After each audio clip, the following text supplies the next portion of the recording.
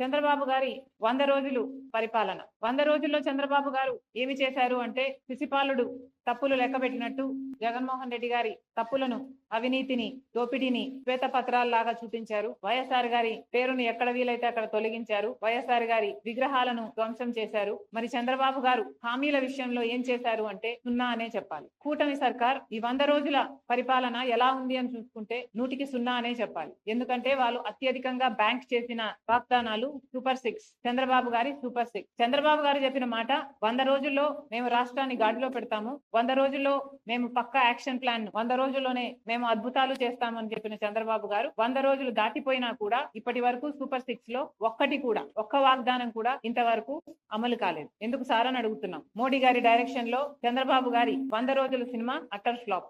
ఎవరు కూడా 100 రోజుల్లోనే అన్ని హామీలు అమలు చేయాలి అని మేము కూడా అంటం లేదు. కానీ ఒక మోసపూరిత ప్రభుత్వాన్ని దించి ఇంకో ప్రభుత్వాన్ని ప్రజలు ఎన్నుకున్నప్పుడు ఆ కొత్త ప్రభుత్వము వాళ్ళ పక్షాన నిలబడుతుందని ఎంతో ఆశగా ఓట్లేసినప్పుడు కనీసం మీరు ఇచ్చిన వాగ్దానాలలో ఒక్కటి కూడా నిలబెట్టుకోకపోవడం వెరీ డిసప్పాయింటింగ్. చంద్రబాబు గారి సూపర్ 6 లో మొట్టమొదటిది రైతులకి 20,000 రూపాయలు ప్రతి ఏడాది ఇస్తామన్నారు. అన్నదాత సుఖీభవ అనుకుంటా దాని పేరు. మరి ఎంతో మంది రైతులు, కనీసం 50 లక్షల కుటుంబాలు ఈ పథకం కోసం ఇంకా ఎదురు చూస్తూనే ఉన్నారు. ఇటీవల వరదలు కూడా వచ్చాయి. చంద్రబాబు గారు చెప్పిన విషయం 7 లక్షల ఎకరాలలో నష్టం వాటిల్లింది, వాళ్ళందరికీ నష్టపరిహారం ఇస్తానన్నాడు. 17వ తేదీ లోపల అది విడుదల కూడా చేస్తానన్నాడు. ఆ 17 కాస్త దాటిపోయింది. ఇంతవరకు ఆ నష్టపరిహారమే ఇంకా ఇవ్వలేదు. ఇక సూపర్ 6 లో చెప్పిన రైతులకి 20,000 రూపాయలు చంద్రబాబు గారు ఎప్పుడు ఇస్తారో ఇంతవరకు రైతులంతా ఎదురు చూస్తూనే ఉన్నారు. ఇది కాకుండా 20 లక్షల ఉద్యోగాలు ఇస్తామన్నాడు చంద్రబాబు గారు. 20 లక్షల ఉద్యోగాలు ఇవ్వలేకపోతే 3,000 రూపాయలు నిరుద్యోగ భృతి ఇస్తానన్నాడు చంద్రబాబు. 20 లక్షల ఉద్యోగాలు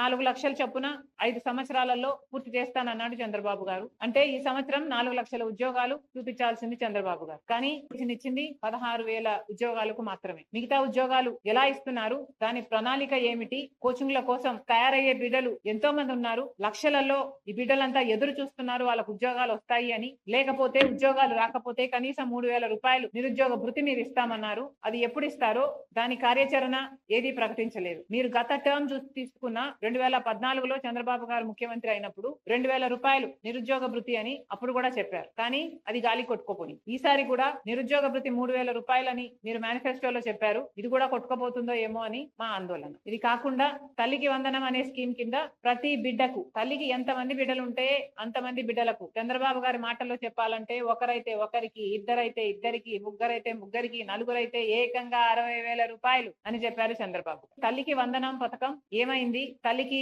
బిడ్డలకి పంగనామాలు పెట్టే కార్యక్రమం ఏమైనా చేస్తున్నారా? స్కూల్ ఫీజులు కట్టుకునే సమయం అయిపోయింది. మరి ఎప్పుడు చంద్రబాబు గారు దీన్ని అమలు చేస్తారో కలలో ఒత్తులేసుకొని బిడ్డలు, తల్లులు ఎదురు చూస్తున్నారు. ఈ పథకం కూడా అమలు కాలేదు. ఇక ప్రతి మహిళకు 18 సంవత్సరాల నుంచి ఇంకొక పథకం, ఇది 4th మహాశక్తి పథకం కింద చంద్రబాబు గారు ప్రతి మహిళకు ప్రతి నెల, ప్రతి మహిళకు అంటే 18 సంవత్సరాల నుంచి 59 సంవత్సరాల వరకు ఈ ఏజ్ గ్రూప్లలో ఉన్న వాళ్ళకి 1,500 రూపాయలు ప్రతి నెల ఇస్తానన్నాడు చంద్రబాబు గారు. ఇది చాలా హెవీ బడ్జెట్ స్కీమ్. ఇంత 1000 కోట్లో 1,500 కోట్లో ప్రతి నెల ఖర్చు అయ్యే స్కీమ్. ఇంత పెద్ద వాగ్దానం చంద్రబాబు గారు చాలా సులువుగా ఇచ్చారు. మరి ఇది అమలు చేసే చిత్తశుద్ధి చంద్రబాబు గారికి ఉందా లేదా, ఆ ఉద్దేశమైనా ఉందా? చంద్రబాబు గారు స్పష్టం చేయాలి. ప్రతి మహిళని నేను ఒక శక్తిగా చేస్తాను అని పెద్ద పెద్ద మాటలు చెప్పారు చంద్రబాబు గారు. ప్రతి మహిళకి ఈ 1,500 ఇస్తే ఆ మహిళకి భరోసా ఉంటుంది అని చెప్పిన వారు చంద్రబాబు గారు. మరి ఆ మహిళల గురించి ఆలోచన చేయాలని కాంగ్రెస్ పార్టీ డిమాండ్. ఇంకొకటి, సంవత్సరానికి 3 సిలిండర్లు ఉచితం అన్నారు. ఇప్పుడేమో దీపావళి అంటున్నారు. మొన్న కూడా ఇలాగే ఇంకొక పథకం, బస్సు ఉచితం అన్న పథకం ఇండిపెండెన్స్ డే కన్నారు. ఇండిపెండెన్స్ డే దాటిపోయింది. పక్క రాష్ట్రం తెలంగాణలో, కర్ణాటకలో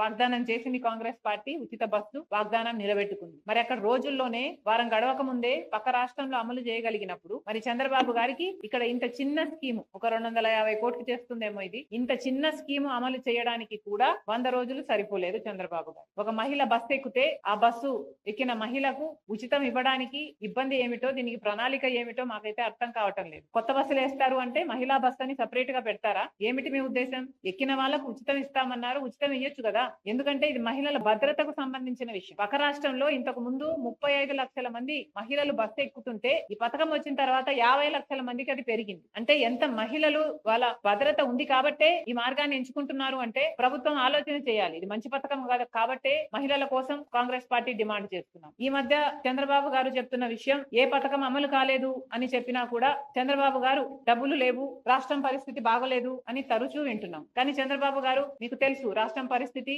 ఎన్నికలప్పుడే మీకు తెలుసు 11 లక్షల కోట్ల రూపాయలు మన రాష్ట్రానికి అప్పులు ఆ రోజే ఉన్నాయని మీకు తెలుసు. అయినా మీరు గాడిలో పెడతామన్నారు, మీరు అమలు చేస్తామన్నారు, మీకు అన్ని తెలిసి వాగ్దానాలు ఇచ్చారు కాబట్టి మీ వాగ్దానాల కోసం అవి ఫుల్ఫిల్ చేస్తారని ప్రజలందరూ ఎదురు చూస్తున్నారు. నిన్న చంద్రబాబు గారు ఒక మీటింగ్ పెట్టారట ఎమ్మెల్యేలతో. 100 రోజుల పాలనపై 100 విజయాలు అంటూ ఒక కరపత్రం రిలీజ్ చేశారట. వీటిలో కొన్ని అంశాలు ఇది వింటే ఎవరికైనా నవ్వొచ్చేయి. చంద్రబాబు గారి విజయాలు: హామీలు ఇవ్వడం 100 రోజుల విజయం అట. చేసిన పర్యటనలు కూడా 100 రోజుల విజయం అట. వరద సహాయం కింద ఇచ్చిన 25 కేజీల బియ్యం 100 రోజుల విజయం అట. బుడమేరు గండ్లు పూడ్చడం 100 రోజుల విజయం అట. అమరావతికి 15,000 కోట్లు గ్యారంటీ రుణాలలో ₹1 రాకపోయినా ఇది 100 రోజుల విజయమేనట. అవును, ఇచ్చిన బియ్యం కూడా దొడ్డు బియ్యం. అక్కడ కూడా చాలా మంది చెప్పారు మనకి. నారా లోకేష్ గారికి కాలేజీలో సీటు కావాలని మెసేజ్ చేస్తే అది కూడా 100 రోజుల విజయమేనట. ప్రజా దర్బార్ లో ప్రజల నుండి అర్జీలు స్వీకరించడం కూడా 100 రోజుల విజయమేనట. చంద్రబాబు గారు 10 రోజులు కలెక్టర్ ఆఫీస్ లో నిద్రిస్తే అది 100 రోజుల విజయమేనట. సౌదీ అరేబియా నుంచి ఒక తెలుగు కుటుంబాన్ని తిరిగి స్వస్థలానికి రప్పిస్తే అది 100 రోజుల విజయమేనట. విశాఖ స్టీల్ లో కేంద్ర మంత్రి పర్యటిస్తే అది కూడా 100 రోజుల విజయమేనట. గత ప్రభుత్వం అమలు చేసిన పథకాల పేర్లు మార్చడం కూడా 100 రోజుల విజయమేనట. చంద్రబాబు గారికి నేను గుర్తు చేయాల్సిన అవసరం లేదనుకుంటా. ముఖ్యమంత్రిగా చంద్రబాబు గారికి ఎన్నో బాధ్యతలు. ఆ బాధ్యతలన్నీ మీరు విజయాలనుకుంటే మేము చెప్పగలిగింది ఏమీ లేదు.